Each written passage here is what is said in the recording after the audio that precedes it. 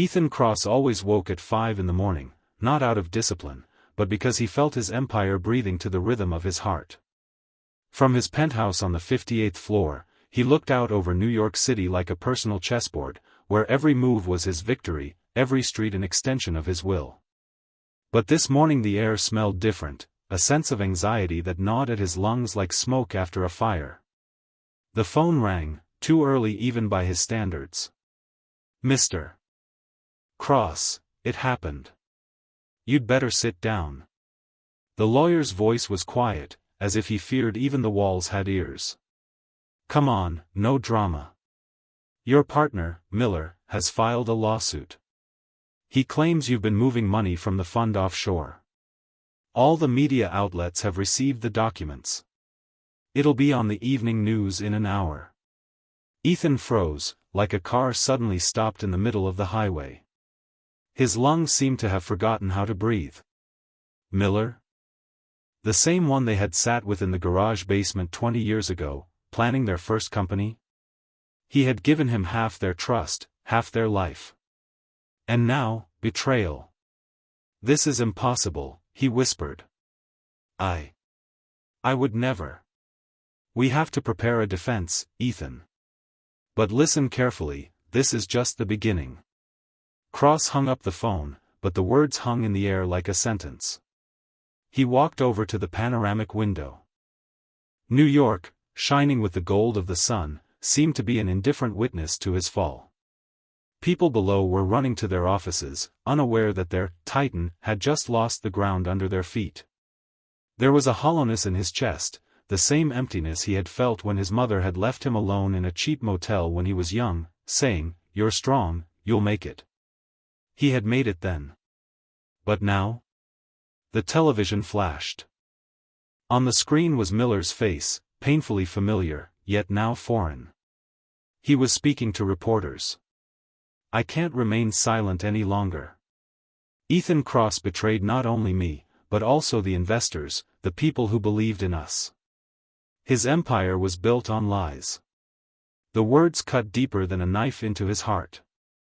Ethan felt his body tremble with anger and fear at the same time. "Traitor," he whispered, clenching his fists. "You started a war." The room fell silent, except for his heart beating loudly like a drum before a battle. Ethan knew, the world he had spent decades building had just cracked. But he did not yet know how deep this rift would be. The act ends at the moment when the hero realizes, his life will never be the same again. That evening, Ethan sat in his office, surrounded by monitors shining in his face like spotlights in a courtroom. Every news channel, every social media feed was repeating the same thing: the Cross Empire is built on fraud. His name had become a meme. His photo was viciously cropped, edited, and mocked. Tens of millions of people who had called him a genius yesterday were today screaming for his execution without trial. He tried to reach the board of directors on the phone, silence. His lawyer, Stern, had also disappeared. Only the secretary whispered into the phone, "I'm sorry, Mr. Cross, we can't work with you anymore. This is an order from above." He was left alone. And that feeling of loneliness was more painful than any legal accusations. When his daughter, Eliza, arrived that evening, the only one who hadn't turned away, her eyes were shining with fear. "Dad, tell me it's not true. Elise, you know me. I could do a lot of things, but never this. People say there are documents, bills. It's fake. It's Miller. He wants to take everything."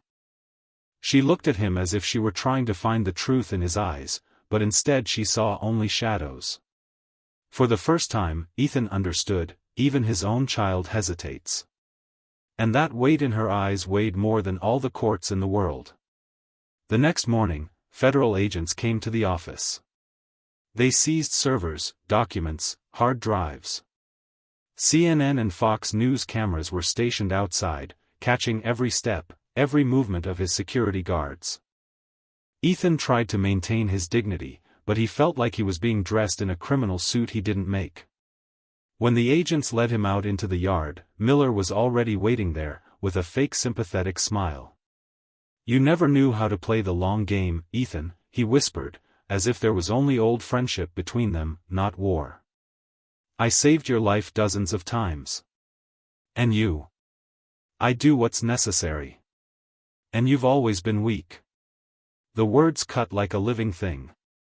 Ethan paused for a second, and everything flashed before his eyes: the garage where they started, the sleepless nights, the first million, the first scandal they'd endured together. And now, the end. That evening, he sat in the dark, only the city lit up outside the window. And for the first time, he felt a real loss. His reputation was gone. His partners had abandoned him. His friends were gone. His daughter wouldn't call. All that was left was rage, bitterness, and emptiness. He opened his laptop and saw another article: Cross lost control of company. Stocks dropped 62%. There was only one question ringing in his head: what if they're right? What if I really built the world on a lie without even realizing it?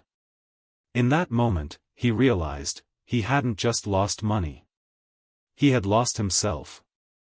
Ethan was sitting in a cheap motel on the outskirts of New Jersey. All that was left of his penthouse was a memory: cold glass, marble floors, and the smell of expensive whiskey. Now the air smelled of cheap coffee and damp plaster.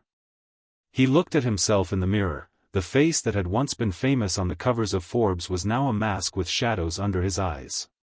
"Here I am, the real me," he thought, and felt a strange freedom in this truth. The phone rang every hour: journalists, prosecutors, former partners. But one evening, a call he hadn't expected rang. The voice was hoarse, familiar, but long forgotten. "Ethan, it's me. Liam." Ethan froze. Liam Gray was the former co-founder of their first startup. They had parted ways before the company got big. Liam refused to sign a questionable contract, and Ethan and Miller had gone ahead. "I thought you hated me." "I did. But now I see, what they did to you is similar to what they wanted to do to me then." Liam met him the next day in the old warehouse that served as the workshop.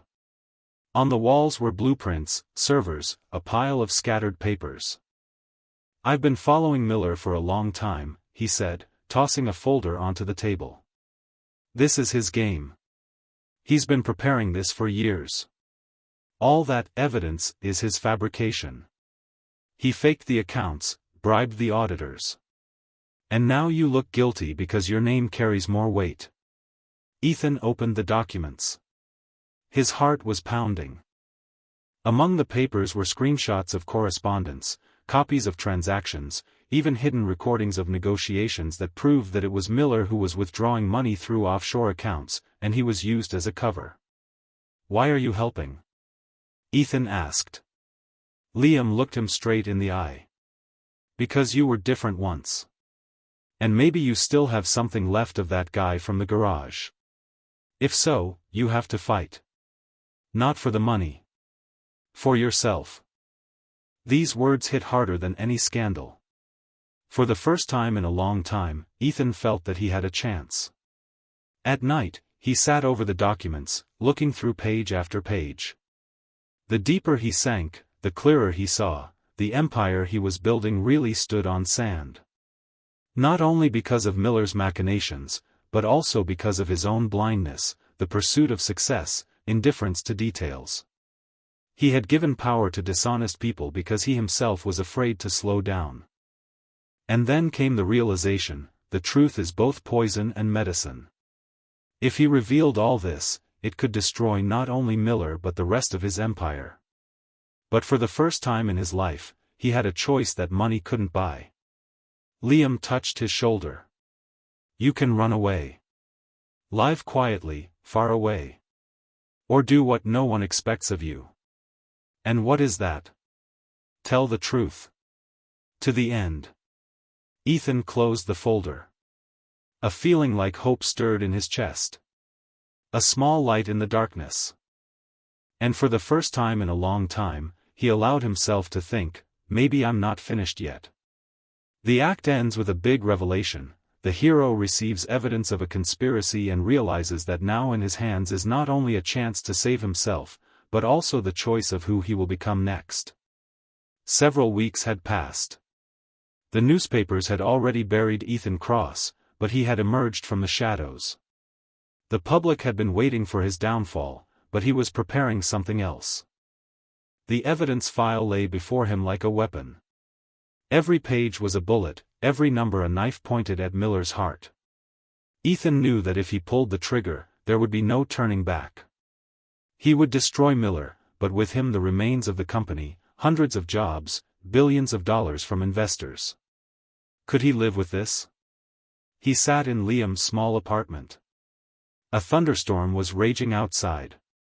Eliza had arrived, for the first time in a month. She looked at her father with a long, painful look. "Are you really innocent?" Not exactly. I let him do all this. I didn't look down. I just kept running forward. And now? Now I have to make a choice. Save myself, or tell the truth and lose everything." Eliza placed her hand on his. "You always taught me that power is not in money, but in looking people in the eye. Look me in the eye, Dad. And do what you're afraid to do yourself." He felt a determination rise in his chest, bitter but true. The next day, Ethan went out to the press himself. The cameras were flashing, the crowd was shouting his name. He stood on the steps of the courthouse, holding the file as if it were the only weapon left. "I, Ethan Cross, want to make a formal statement." The noise died down. "I've been accused of fraud. There's some truth to the accusations. I turned a blind eye to what was happening.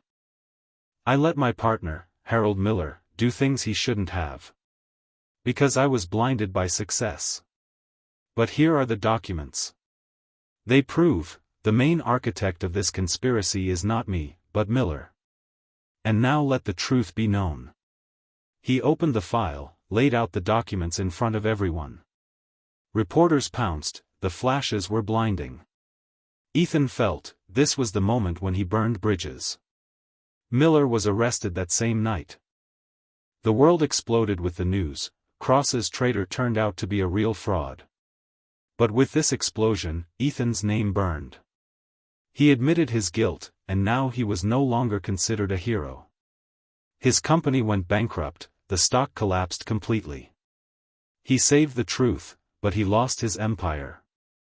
Late at night, sitting on the roof of an abandoned building, Ethan said to Liam, "I thought victory was holding the world in my hands. But it turned out that victory is knowing how to let go." Liam silently raised a glass of cheap whiskey. "You did what I didn't expect you to do. You are free now, Ethan. Free from yourself." Ethan smiled for the first time in a long time. The smile was bitter, but genuine. He knew, tomorrow he would have no money, no power. But today he had his own face back. The act ends with a climax. The hero sacrifices everything to tell the truth.